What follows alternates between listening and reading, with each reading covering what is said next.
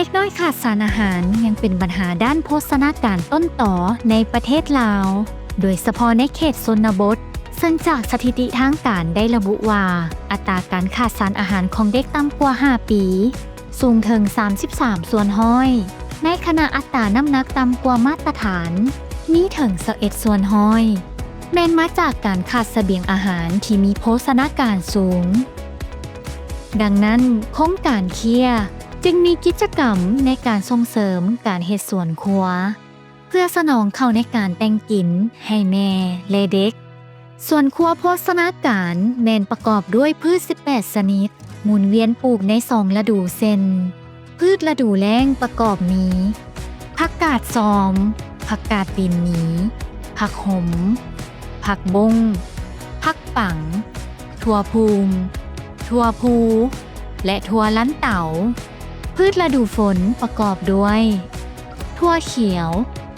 ผักตะมินผักอีหุมต้นแป้งนัวหมากหมากหุม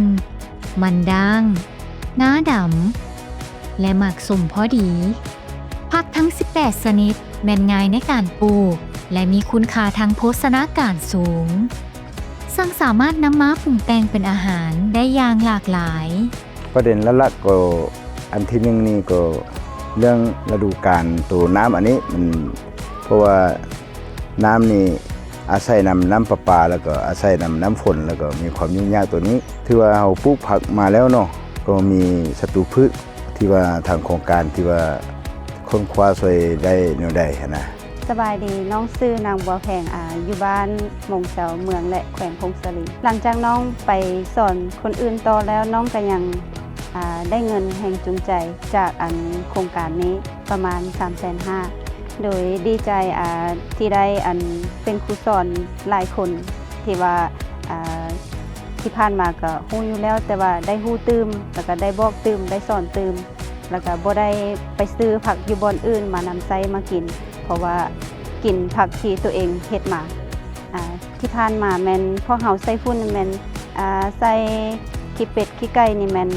มีแมงไม้หลายแล้วก็เดี๋ยวนี้มันได้เรียนรู้กับโครงการแล้วมันเอามานำใช้แล้วมันแมงไม้บ่ผักบ่งามขึ้นเพราะว่าแมงไม้บ่ได้กัดบ่ได้ตอมแล้วผักก็งามขึ้นงามไวกว่าเก่าแต่ก่อนมันพวกเฮาบ่ฮู้วิธีการเฮ็ดฝุ่นบ่มแล้วก็พวกเฮาเอาขี้เป็ดขี้ไก่นี่มาใส่ละลาโดยที่บ่ได้บ่มเดี๋ยวนี้แม่นเฮาฮู้วิธีเฮ็ดเพราะว่ามันมีสารวิตามิน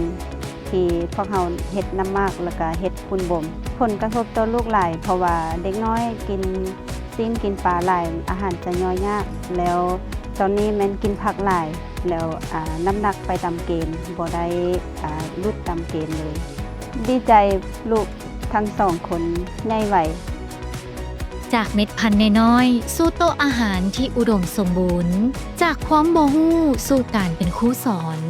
จากครอบครัวที่ขาดโภชนาการสู่ชุมชนที่เข้มแข็งนี่แม่นเรื่องราวความสำเร็จของสวนครัวโภชนาการแขวงพงศาลีขอบใจทุกคนที่เข้าร่วมและร่วมกันสร้างอนาคตที่ดีกว่าและเริ่มต้นจากสวนครัวบ้านเฮา